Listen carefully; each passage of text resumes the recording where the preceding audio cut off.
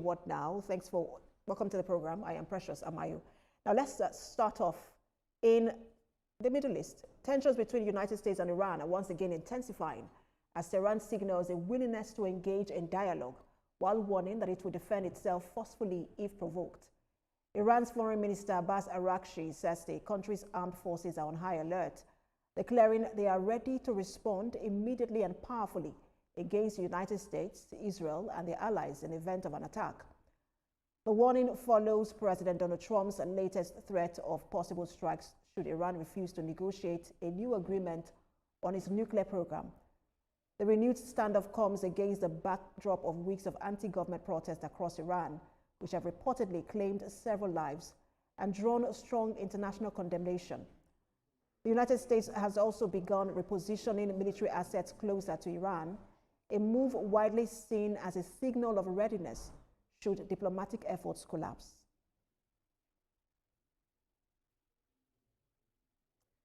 Stephen Hayes, partner Gainful Solutions and International Affairs Analyst, joins me on What Now. Good to have you join us, Mr. Hayes. Good afternoon, Precious.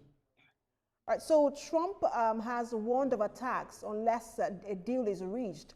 But we're also hearing from Iran's Foreign Minister Abbas Araghchi, and he has said that armed forces have their fingers on the trigger to immediately and powerfully respond to any attacks on the country. What do you make of the latest escalation in tensions between the U.S. and Iran?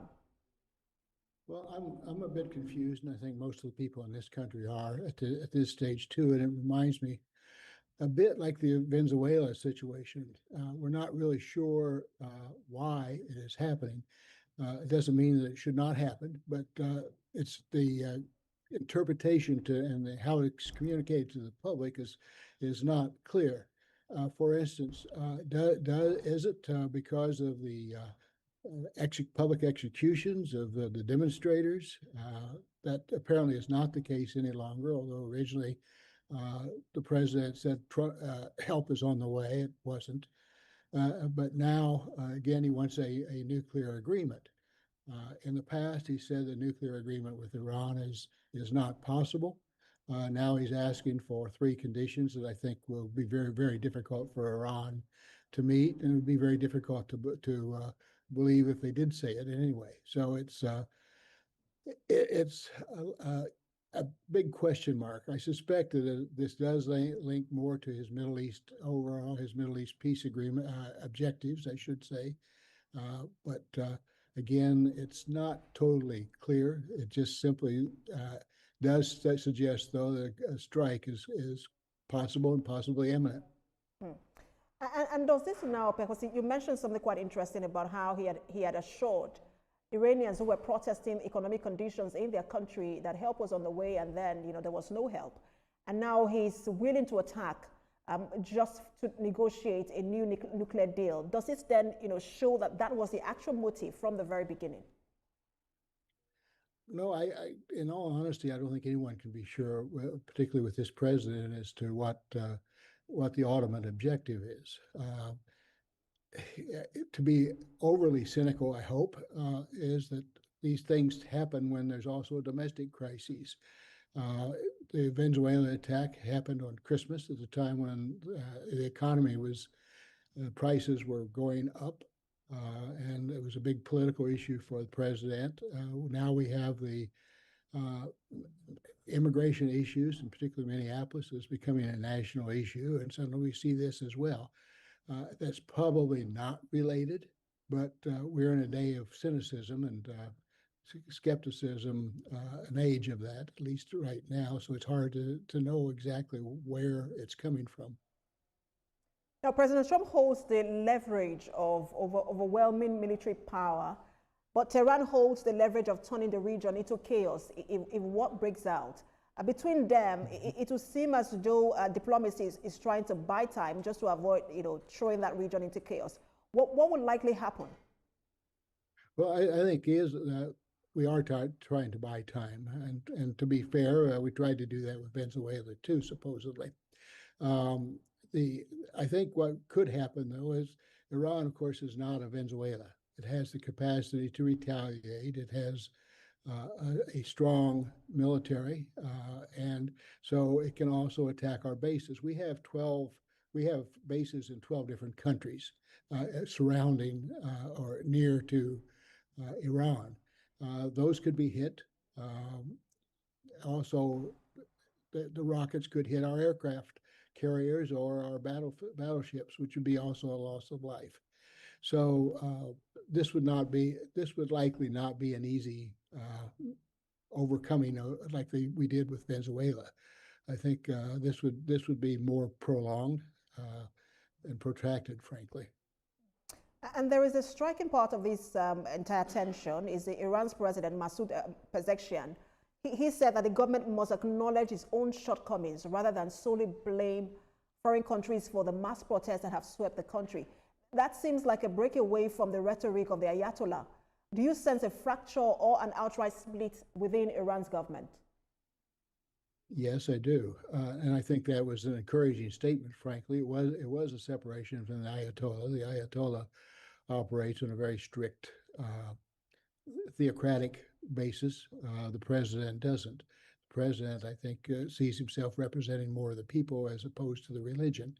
So I think there is a break, but it's going to be very difficult to take that too far when there's been previous fractures. They haven't been great fractures, at least publicly, and they've always, almost always been resolved in favor of the Ayatollah.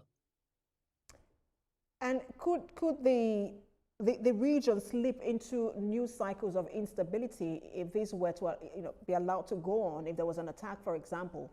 And because some countries, for example, Israel is already signaling a willingness to support US if there's going to be an attack.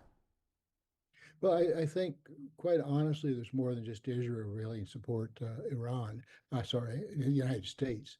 The bases of which those 12 countries, which there are bases, U.S. bases, are also indirectly and would directly support. Jordan would as well. So it could expand regionally very easily. And the EU said it is set to include Iran's IRGC, that is army, on the list of terrorist organizations, after France said it would also approve the move. What is the wider implication of this to have a country's military being listed as terrorists? Well, I think it's fair to list them as terrorists in the sense that they support the other terrorist organizations in the region, Hezbollah, the Houthis, and others. Any support of ISIS is a question, but they have been that. So I think, in fairness, though, legally, I think that calling them the army terrorist is not correct. But in fact, I can see why they're saying that, calling them that, as the connections to the terrorist organizations which they do support in the region.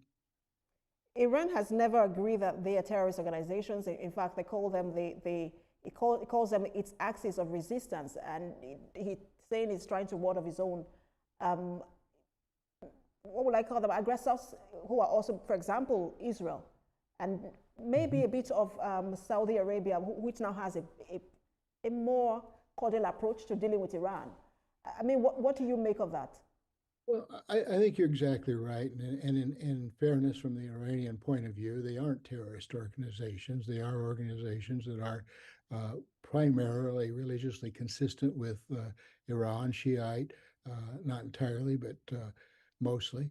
And so from their point of view, they aren't terrorist organizations. I think one man's terrorist is another man's ally in this world these days. So perhaps toning down the rhetoric of terrorist organizations, or toning down the rhetoric and calling different organizations terrorist organizations, might help the situation as well. But it's politically convenient for one side or the other to label the other side as terrorist rather than people fighting for a cause.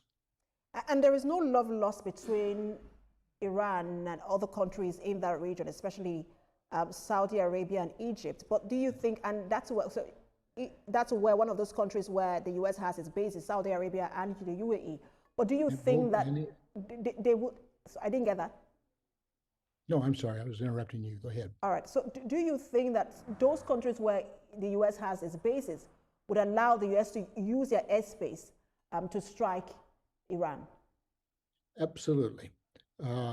Egypt would full-heartedly. I think also Saudi Arabia would. It's true that they have come to some new agreements, but I think the Saudis clearly would align with the U.S. on this, as they are with the U.S. on the so-called board of peace that Trump has started. So I think the Saudis would allow this. They need to, and I think they've already agreed to, frankly. Even if it means instability in the region? I'm sorry? Even if it means instability in the region? Yes, I think the Saudis are smart as anybody else. They know what the implications are. And I think they would support directly or indirectly. Perhaps they wouldn't support quite as directly, but their indirect support is obvious. They're not going to ask the U.S. to remove its bases. There's too much of a partnership growing between the United States and Saudi Arabia on other issues that are far more important, frankly, or at least as important. So I think that Saudi Arabia would be, at least tacitly and probably more directly, supporting the U.S. on this.